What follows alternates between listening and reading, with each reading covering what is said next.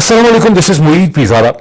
अब से चंद घंटों में पाकिस्तान में जो दिन शुरू हो रहा है वो पाकिस्तान की तारीख और लाहौर की तारीख का मुझे शक है कि बहुत इम्पोर्टेंट और बड़ा मानाखेज दिन होगा, जिसमें लाहौर शहर की तारीख, पंजाब की तारीख और पाकिस्तान की तारीख के बहुत से फैसले होने। लाहौर की डिप्टी कमिश्नर रफिया हैदर, मेरा ख्याल है उनका नाम है, खातून है, उनके ऑफिस ने ऐलान किया है कि अगर Pakistan Tehreek Insaf, former prime minister of Pakistan Imran Khan ने अब से चंद घंटे पहले जो दिन ख़त्म हुआ उसमें जिस रैली का, प्रोटेस्ट रैली का, इलेक्शन रैली का ऐलान कर रखा है, जिसने अंदरून लाहौर से गड़ी शाहू और दूसरी तरफ से माल रोड के पहुंच के से गुजर के दाता नगरी तक पहुंचना है, दिन के 2 बजे इस रैली में आगाज़ होना है। अगर इन्होंने ये रैली पे बज़द रहे, इस पे कायम रहे, तो फिर मैं दफ़ा 144 सेक्शन 144 लगा दूंगी, क्योंकि PSL का मैच भी संडे के दिन हो रहा है। ये सही है कि कदाफी स्टेडियम में PSL का मैच होना है। क्या डिप्टी कमिश्नर और दूसरी तरफ से तहरीक इंसाफ की लीडरशिप की तरफ से अब तक जो स्टेटमेंट्स हैं वो यही है कि रैली बरकरार है, डिप्टी कमिश्नर के साथ उनकी बात नहीं हुई है और रैली अपने रूट से सफ़र तय करती हुई दाता नगरी तक पहुंचेगी।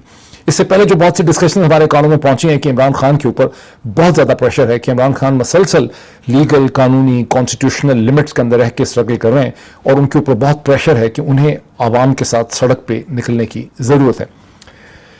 क्या होगा इसका बहुत हद तक ताल्लुक है कि डिप्टी कमिश्नर जो हैं लाहौर की और उनका जो स्टाफ, उनकी जो टीम है, जो महज पुर्जे हैं एक बहुत बड़ी मशीन में, बेचारे डिप्टी कमिश्नर की क्या मजाल, क्या औकात कि वो खुद से फैसले कर सके इस सिस्टम में। शायद कोई मुद्दतों पहले 1960 में या 1950 की दहाई में डिप्टी कमिश्नर अपने फैसले खुद करता था। अब तो डिप्टी कमिश्नर महज पोस्ट ऑफिस का रोल प्ले करते हैं, जो उनको कहा जाता है वो करते हैं। लेकिन फिर भी फॉर रीजंस, और हो सकता है कि हमारी ये बात डिप्टी कमिश्नर और उनकी टीम के कानों तक पहुंच सके। क्वेश्चन ये है कि जबकि इलेक्शन के स्केड्यूल का ऐलान हो चुका है और जो सियासी हालात हैं मुल्क के, क्या डिप्टी कमिश्नर लाहौर का ये कहना कि मैं सेक्शन 144 दफ़ा 144 लगा दूंगी, इसकी कोई आईनी, कॉन्स्टिट्यूशनल और इखलाकी वजह बनती? इखलाकियात को तो खैर मारें गोली, पाकिस्तान में इखलाकियात नाम की कोई चीज़ न कभी थी न है, लेकिन क्या डिप्टी कमिश्नर लीगली कवर्ड हैं? हाँ, अगर उनके पीछे GHQ की ताकत खड़ी है और उनको कह रही है कि डटी रहें और कर दें और मार दें, वो तो एक अलग बात है। लेकिन क्या legally and constitutionally deputy commissioner Lahore under the circumstances, जो मैं मजीद भी एक्सप्लेन करूंगा, क्या वो दफ़ा 144 लगा सकती हैं, आवाम के रास्ते में खड़े हो सकती हैं? स्टेट का जो टेरर मशीन है, कोअर्सिव एपेटस, उसको पाकिस्तान और लाहौर के लोगों पे अनलीश कर सकती हैं? ये इंपॉर्टेंट क्वेश्चंस हैं, ना सिर्फ डिप्टी कमिश्नर लाहौर के लिए बल्कि पंजाब की और पाकिस्तान की सारी ब्यूरोक्रेसी के लिए, जो अपने आप को पढ़ा लिखा कह के CSS और पढ़ा लिखा तो कैम्ब्रिज, तो लंदन स्कूल ऑफ इकोनॉमिक्स, तो ऑक्सफोर्ड का नाम ले लेके लोगों को इम्प्रेस करते हैं। ये उनके लिए बहुत इंपॉर्टेंट लम्हा फिक्रिया है। क्या अंडर द सर्कमस्टांसेस, जब इलेक्शन स्केड्यूल का इलेक्शन कमीशन ऑफ पाकिस्तान ऐलान कर चुका है after clear verdict by the supreme court of Pakistan on 28 फरवरी और after the date given by the president of Pakistan, तो क्या डिप्टी कमिश्नर लाहौर को जिस तरह से वो अब एक्ट किया जा रहा है इस वक्त, उसको एक्ट करना चाहिए? What is the right legal and constitutional position for the deputy commissioner इन पंजाब की ब्यूरोक्रेसी? इसको मैं थोड़ी सी तफसील से डिस्कस करूंगा बिकॉज ये बड़ा इंपॉर्टेंट क्वेश्चन है। लेकिन let me go to some other aspects. आपने अक्सर ये सुना होगा कि इमरान खान ये कहते हैं कि एक हजूम में, एक जो बकरियों का रेबड़ है, जो शीप होता है, उसमें और इंसानों के हजूम में फ़र्क है या होना चाहिए। और एग्जाम्पल वो ये देते हैं कि एक शेर जो है, एक टाइगर जो है, वो किसी भी बकरी को, किसी भी शीप को उठा के चला जाता है और बाकी जितने भी जानवर होते हैं, जो शीप होते हैं, रेवड़ जो होता है, वो तितर बितर हो जाता है। उनमें ये एबिलिटी नहीं होती कि वो शेर को चैलेंज कर सकें। बिल्कुल सही है। जब भी वो ये एग्जाम्पल देते हैं, असल में वो कहना ये चाहते हैं कि इंसानों के अंदर शऊर होता है, इंसानों के अंदर कलेक्टिव अपने आप को डिफेंड करने की सोच होती है, कलेक्टिव एबिलिटी होती है, और जानवर में नहीं होती।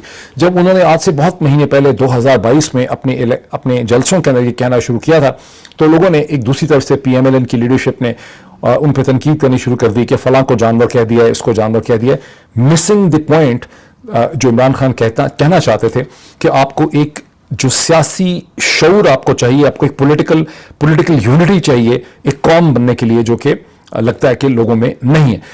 जब भी इमरान खान ये कहते हैं, मुझे 2008 का एक बहुत ही मशहूर नावल याद आता है, जो हिंदुस्तानी नावलिस्ट जो है अरविंद अदीगा, 2008 का ये नावल है वाइट टाइगर। आप में से बहुत से लोगों ने ये नावल पढ़ा होगा। अरविंद अदीगा का नावल है जिसे 2008 में ही बुकर प्राइज मिला, जो कि लिटरेचर के हवाले से बहुत ही प्रेस्टिजियस प्राइज है। ये नावल जो है वो हिंदुस्तान की क्लास स्ट्रगल के हवाले से अरविंद अदीगा ने लिखा है। इसको डार्क कॉमेडी या डार्क ह्यूमर इसको कहते हैं। ये बहुत पढ़ने वाला नावल है। इसके ऊपर 2010 के 11 में एक फिल्म बनी जो नेटफ्लिक्स पे अवेलेबल है, अभी भी शायद अवेलेबल होगी, उसे आप देख सकते हैं। उस फिल्म में एक सीन आता है, वो सीन आता है जहां उसका किताब में भी जिक्र है, लेकिन फिल्म के अंदर उसको उन्होंने पिक्चराइज भी किया, जहां वो दिखाते हैं कि कैसे जब कोई हिंदुस्तान के अंदर पाकिस्तान की तरह चिकन खरीदने, मुर्गी खरीदने जाता है, तो वहाँ जो डरबे के अंदर बाकी मुर्गियाँ होती हैं, उसमें से दुकानदार हाथ बढ़ा के तमाम मुर्गियों के सामने एक मुर्गी को निकालता है और बाकी मुर्गियों के देखते देखते उस मुर्गी को ज़बह करता है। ये सीन आपने अपनी ज़िंदगी में सैकड़ों दफ़ा, दर्जनों दफ़ा देखा होगा। अगर आप मुर्गी खरीदने बाजार में गए, आप तो लोग सुपर मार्केट से जाके लेते हैं, लेकिन जिस ज़माने में आप मुर्गी खरीदते थे जिंदा सालम और उसको ज़बह करवा के लाते थे, तो बाकी सारी मुर्गियाँ चूँ चूँ चूँ चूँ करती रहती हैं, शोर मचाती हैं, लेकिन किसी में कोई हिम्मत नहीं होती। अरविंद अदीगा ने अपने नावल वाइट टाइगर में लिखा है कि हम जो हिंदुस्तान के गरीब लोग हैं, उनकी यही सूरत हाल है हिंदुस्तान के क्लास और समाजी और पॉलिटिकल ढांचे के अंदर, कि हमारी कोई ताकत नहीं है, और जो इलीट क्लास है जो कंट्रोल करती है सिस्टम को, वो इसी तरह एक एक करके मुर्गी की तरह में निकालती है और हमारे सामने हमें ज़बह करती है। हमारे में कोई कलेक्टिव एक्शन की एबिलिटी नहीं। ये बड़ा इंपॉर्टेंट नावल है। इट्स नॉट विदाउट रीज़न कि इसे बुकर प्राइज़ मिला 2008 में। उसके ऊपर एक बहुत पॉपुलर फिल्म जो है वो बनी। जब इमरान खान ये एग्जाम्पल देते हैं टाइगर वाली और शीप वाली, मेरे जहन में अरविंद अदीगा का ये नावल वाइट टाइगर, उसके ऊपर बनी हुई फिल्म जो है वो मेरे जहन में आता है। लाहौर के लोगों ने आज के दिन में ये फैसला करना है, कि दुनिया को दिखाना है कि वो अरविंद अदीगा के वो चिकन हैं, वो मुर्गियां हैं, या वो इंसान हैं, वो शीप और वो रेवल हैं जिसका अपना कोई कलेक्टिव एक्शन नहीं है, या वो एक पॉलिटिकली कॉन्शियस माशरा है जिसके ऊपर जुल्म हो रहा है, और वो जुल्म कर रही हैं पाकिस्तान की अंग्रेज़ के ज़माने की बनाई हुई सिविल मिलिट्री ब्यूरोक्रेसीज, जो लोगों को ये कह के इम्प्रेस करते, नालायक लोग हैं सारे, कोई क्रिएटिव काम नहीं है, कोई प्रोडक्ट सर्विस नहीं है, 70 साल में कुछ बना नहीं सके, एडमिनिस्ट्रेशन करते हैं। ये रेवेन्यू कलेक्शन डिपार्टमेंट जिसका मैं खुद हिस्सा रहा हूँ, ये सारे के सारे बेसिकली तौर पर ये नालायकी, किसी भी कौम की नालायकी का सबसे बड़ा सिम्टम ये है कि रेवेन्यू कलेक्शन डिपार्टमेंट या एडमिनिस्ट्रेटिव डिपार्टमेंट जो है, उनको वो इज्जत, वो रोब और वो मर्तबा मिले, और जो लोग काम कर रहे हैं, जो बिजनेस क्लास है, जो एंटरप्रेन्योर है, वो उनके आगे पीछे पीछे दौड़ें उनसे काम करवाने के लिए। दुनिया की जितनी तहजीब याफ्ता, जितनी इसे कहते हैं डेवलप कौमें हैं दुनिया की, वहाँ पर ये जो सिविल मिलिट्री ब्यूरोक्रेसी की सरकारी ब्यूरोक्रेसी होती है, जो सरकारी नौकर होते हैं, वो आवाम के नौकर होते हैं, उनकी तनख्वाहें लिमिटेड होती हैं, उनके पास कोई प्रिविलेजेस नहीं होते, उनको ये बड़े बड़े शाहाना घर, बंगले, नौकर चाकर, गाड़ियाँ, पेट्रोल वगैरह नहीं मिलता, उनको तनख्वाह मिलती है, उसको कहते हैं मोनेटाइजेशन ऑफ ऑल सर्विसेज। उसी तनख्वाह के अंदर से उनको अपनी गाड़ी खरीदनी होती है, गाड़ी का पेट्रोल डालना होता है, अपनी अपार्टमेंट का या घर का बंदोबस्त करना होता है। और जब अमेरिका के अंदर या बरतानिया के अंदर बड़े बड़े जर्नल, बड़े बड़े उनके परमानेंट सेक्रेटरी रिटायर होते हैं, तो उनको कोई ख़ास प्रिविलेज नहीं मिलती, उन्हें कोई 100 एकड़ की ज़मीन नहीं देता, उन्हें कोई 2-2, 4-4 बंगले नहीं देता, ये उनकी, और वो एक बेसिकली उनको एक ऑर्डिनरी सिटीजन के तौर पे ट्रीट किया जाता है, उनका कोई स्पेशल ट्रीटमेंट नहीं होता। सो पाकिस्तान के, अभी मैं अब से कोई 2-3 घंटे पहले मैं एक ट्विटर स्पेस में था, जो ह्यूस्टन में जो पाकिस्तानी अमेरिकन कम्युनिटी है, उन्होंने वो ट्विटर स्पेस ऑर्गेनाइज की थी। वहाँ भी जब मुझसे ये सवाल पूछा गया कि पाकिस्तान का क्या होगा, फ्यूचर क्या है, तो मैंने उनको कहा था कि वो मुल्क जिसमें सिविल मिलिट्री ब्यूरोक्रेसीज इतनी ताकतवर हों, उनकी इतनी इज्जत हो, उनकी इतनी रिस्पेक्ट हो, उनकी इतनी प्रेस्टीज हो जितनी कि पाकिस्तान के अंदर है, वो मुल्क कभी तरक्की नहीं कर सकता, वो मुल्क कभी आगे नहीं जा सकता। अब आप ये देख लें कि डिप्टी कमिश्नर लाहौर, जो ऑफकोर्स बेचारी खुद से नहीं कह रही, डिप्टी कमिश्नर लाहौर के पीछे पाकिस्तान की रूलिंग ताकतें खड़ी हैं। डिप्टी कमिश्नर के तो कान में कहा जा रहा है कि तुम ये कह दो, तुम वो कर दो, लेकिन ज़रा तमतराक देखिए कि मैं तो पॉलिटिकल रैली नहीं निकलने दूंगी, और कोई जस्टिफिकेशन और कोई कॉज नहीं है।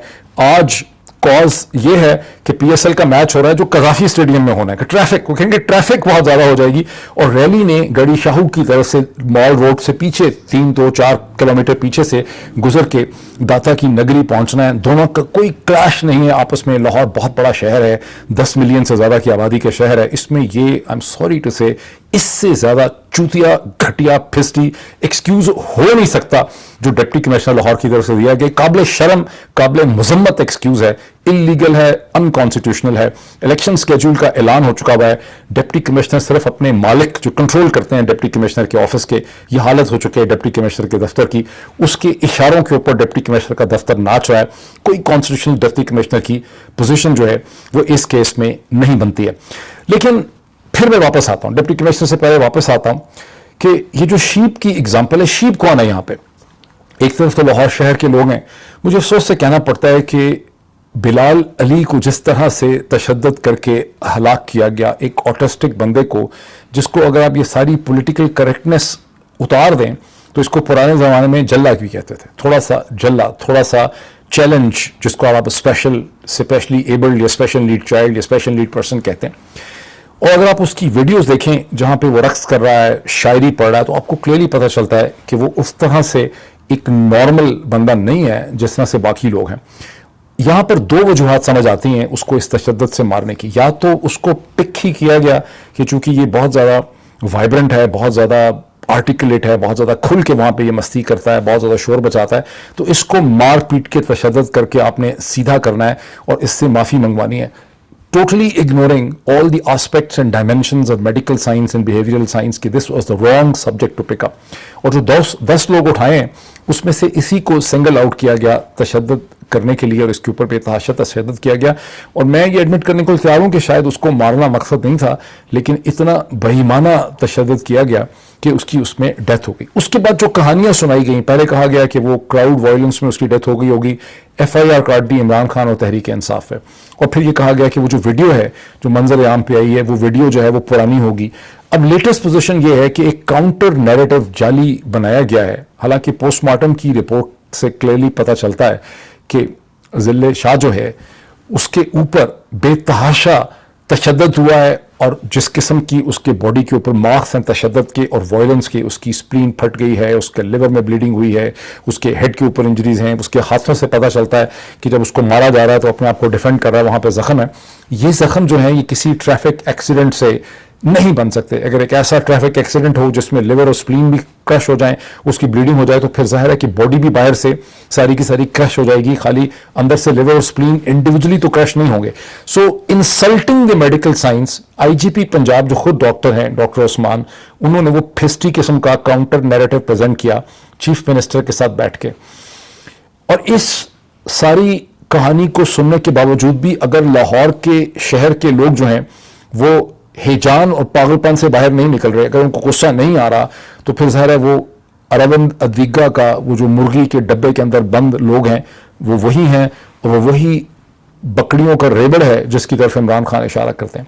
لیکن محض لوگ ہی یہاں پہ شیپ نہیں ہیں, یہ ساری جو پنجاب کی بیوروکریسی اور پولیس ہے, ان کو اچھی طرح سے نظر آ رہا ہے کہ ان کے ساتھ اور ان کو استعمال کر کے لاہور شہر کے لوگوں اور پاکستان کے لوگوں کے ساتھ کیا کیا جا رہا ہے. لیکن یہ بھی اسی مرغی کے ڈربے کے اندر بند ہیں. یہ ڈرتے ہیں کہ ہماری نوکری ختم ہو جائے گی, ہمیں سسپینڈ کر دیا جائے گا, ہماری مراد ختم ہو جائیں گی. مطلب ہر افسر کو ڈپٹی کمشنر جب نہیں ہوتا تو ڈپٹی سیکرٹری ہوتا ہے. کوئی بھی ڈپٹی سیکرٹری نہیں بننا چاہتا, کوئی کھڈے لائن نہیں لگنا چاہتا. سو جس کو آپ 4 مہینے 6 مہینے کے لیے, جس سے پہلے میرا خیال ہے محمد علی نام کے ڈپٹی کمشنر تھے, وہ کہیں اگست میں ڈپٹی کمشنر اپوائنٹ ہوئے, فروری میں انہیں ہٹا دیا گیا. اور وہ جو عمران خان بات کرتے ہیں نا, اس کی شیپ کے ریوڑ کی بات کرتے ہیں, بکریوں کے ریوڑ کی بات کرتے ہیں, وہ بیوروکریسی کی ایگزیکٹلی وہ صورتحال ہے. ہونا تو یہ چاہیے کہ ایک ڈپٹی کمشنر کو جب کہیں لگائیں تو 3 سال تک ڈپٹی کمشنر کے پاس ایک ٹینیور کی اسٹیبلٹی ہو, وہ نہیں ہے. اچھی طرح سے ان کو پتا ہے کہ 3 4 مہینے کے بعد ان کو ہٹا دیا جاتا ہے. اس کے باوجود یہ اپنی اس پوزیشن سے, جو سینس آف انسیکیورٹی ان کی اتنی شدید ہے کہ ہر قسم کا جرم کرنے کے لیے تیار ہیں اپنی اس 2-3 مہینے کی پوزیشن کو بچانے کے لیے. कोई डेप्यूटी कमिश्नर डेप्यूटी सेक्रेटरी बन के सर्व नहीं करना चाहता, बिकॉज जो प्रिविलेजेस, जो रोब, जो ठमड़ा और यहाँ पे सारा ड्रामाबाजी है वो उनको वहाँ पे नहीं मिलती। तो सिर्फ अवामी शीप नहीं है, डेप्यूटी कमिश्नर और ब्यूरोक्रेसी जो है वो इस पूरे रेवड़ का और हर्ड का यहाँ पर हिस्सा है। अब मैंने आपको कहा था कि मैं थोड़ा सा ये भी एक्सप्लेन करूंगा कि इसकी लीगैलिटी क्या है। अगर ये डिप्टी कमिश्नर साहिबा और इनकी टीम और ये सारे पुलिस वाले जो हर किस्म की दरिंदगी जो है वो करने को तैयार हैं, ये थोड़ा सा गूगल पे जाके रिसर्च कर लें, वहाँ पे जाके लिखें लीगल ऑर्डर्स, इलीगल ऑर्डर्स, तो बड़ी सिचुएशन इनकी क्लियर हो जाएगी। अब से मेरा ख्याल है 24 घंटे या 36 घंटे पहले डॉक्टर शहबाज गिल जब एक अदालत में पेश हुए जहां उनका वकील नहीं था, उन्होंने खुद अपना केस प्लीड करने की कोशिश की, तो उन्होंने अदालत को कहा कि जनाब आला मोअज़्ज़ज़ अदालत, रिस्पेक्टेड ऑनरेबल जस्टिसेस, मेरे ऊपर जो केस है कि मैंने बगावत इंसाइट की, म्यूटनी इंसाइट की, मेरे जैसे एग्जैक्ट कमेंट जो हैं वो पाकिस्तान के डिफेंस मिनिस्टर ख्वाजा आसिफ साहब ने 3 या 4 दिन पहले कहे हैं, लेकिन 72 घंटे गुजरने के बाद मुझसे सख्त बातें उन्होंने की हैं। और ख्वाजा आसिफ ने यही कहा है कि कोई भी फौजी अफसर जो है वो इलीगल ऑर्डर्स मानने के लिए रवादार नहीं है, किसी भी आर्मी ऑफिसर को इलीगल ऑर्डर्स या किसी भी ऑफिसर को एक्सेप्ट नहीं करने चाहिए।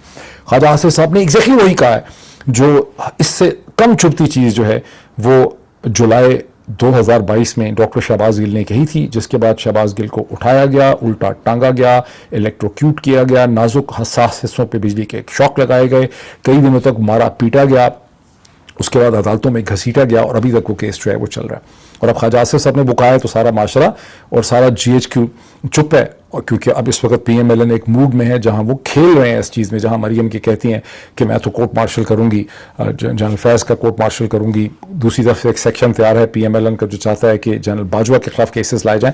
तो अब ये सारा सेटअप जो है फंस गया है और अब वो चुप है। लेकिन मैं इससे कतई नज़र थोड़ा सा इसको एक्सप्लेन करना चाहता हूँ। ज़रा सी रिसर्च कर ले कोई भी स्टूडेंट ऑफ लॉ, कोई भी सिविल सर्वेंट, कोई भी पुलिस वाला, कोई भी DMG, कोई भी आर्मी ऑफिसर, तो उनको पता चलेगा कि वो जो लीगल और इलीगल ऑर्डर्स की बेसिक सेंस है वो बड़ी क्लियर है इंटरनेशनल कानून में, ख़ास करके न्यूरनबर्ग ट्रायल के बाद, जो सेकेंड वर्ल्ड वॉर के बाद जर्मन्स के न्यूरनबर्ग ट्रायल हुए, जिसमें मेरा ख्याल है 200 से ज़्यादा, ये 100 से ज़्यादा लोगों को हैंग किया गया, सजाए मौत उनको मिली, उन सब का डिफेंस किया था। और इसी किस्म के ट्रायल जो हैं जापान में हुए जहां कम लोगों को सजाए मौत मिली।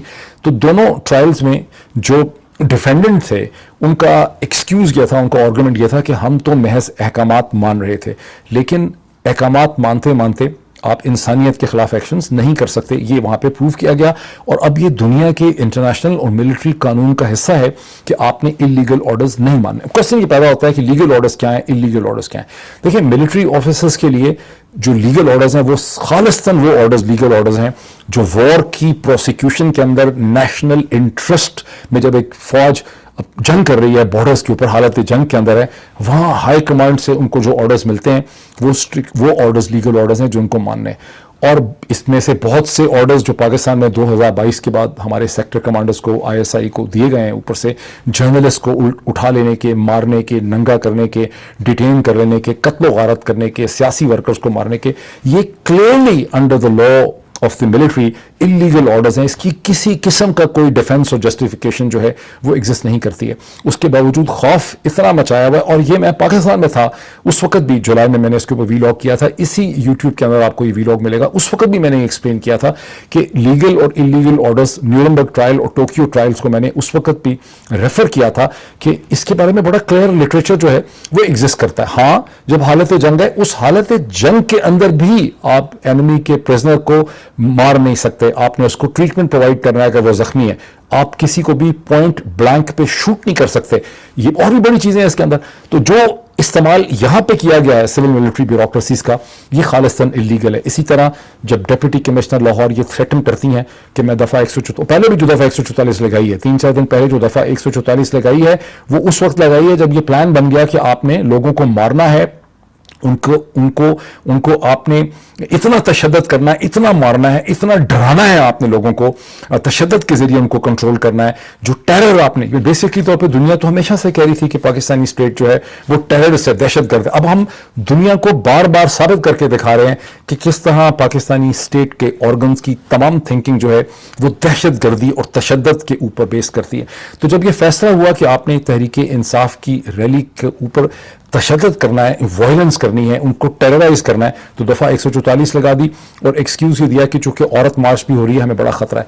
फिस्टी एक्सक्यूज़, घटिया एक्सक्यूज़, इररेलेवेंट एक्सक्यूज़ देकर दफ़ा 144 लगाई गई। इलीगल स्टेप किया दफ़ा 144 लगाने का, अनकॉन्स्टिट्यूशनल काम था। जब अदालत में गए तो उसको पिकअप, उसको उठा लिया। अब दोबारा जब डिप्टी कमिश्नर और उसका दफ्तर ये थ्रेटन करते हैं कि हम सेक्शन 144 लगा सकते हैं, तो लेट बी माई विटनेस कि इलीगल बात कर रहे हैं, अनकॉन्स्टिट्यूशनल बात कर रहे हैं। इलेक्शन स्केड्यूल का ऐलान हो चुका है, सुप्रीम कोर्ट ऑफ पाकिस्तान फैसला कर चुकी है, प्रेसिडेंट ऑफ पाकिस्तान तारीख दे चुके हैं, and in pursuance of these two decisions election commission of Pakistan ने पंजाब के अंदर इलेक्शन का स्केड्यूल दिया है, जो कि 30 अप्रैल को उन्हें डिप्टी कमिश्नर दफ़ा 144 नहीं लगा सकता। अगर डिप्टी कमिश्नर, और ये ऐसे डिप्टी कमिश्नर को बाद में सजा मिलनी चाहिए, नौकरी से निकालना चाहिए, जेल में डालना चाहिए उन तमाम सिविल मिलिट्री ऑफिसर्स को जो इलीगल इकदाम को सिर्फ इसलिए उन ऑर्डर्स को मानते हैं कि अपनी नौकरी उन्होंने बचानी है, उनकी जिंदगी को कोई खतरा नहीं है, उनसे कोई गन पॉइंट भी ये नहीं करवा, सिर्फ अपनी नौकरी और अपने प्रिविलेजेस को, अपने करप्ट प्रिविलेजेस को बचाने के लिए ये सिविल मिलिट्री ब्यूरोक्रेट्स जो हैं ये इलीगल ऑर्डर्स को मानते हैं। ये बिल्कुल जुर्म कर रहे हैं, और जब तक इन लोगों को सजा नहीं मिलेगी किसी फ्यूचर डिस्पेंसेशन के अंदर, ये इसी तरह से पाकिस्तान के लोगों के ऊपर जुल्म करते रहेंगे। इसी एक पॉइंट को एक्सप्लेन करने के लिए मैंने ये वीलॉग किया। After few hours I will again try to another comment on the whole situation. Thank you.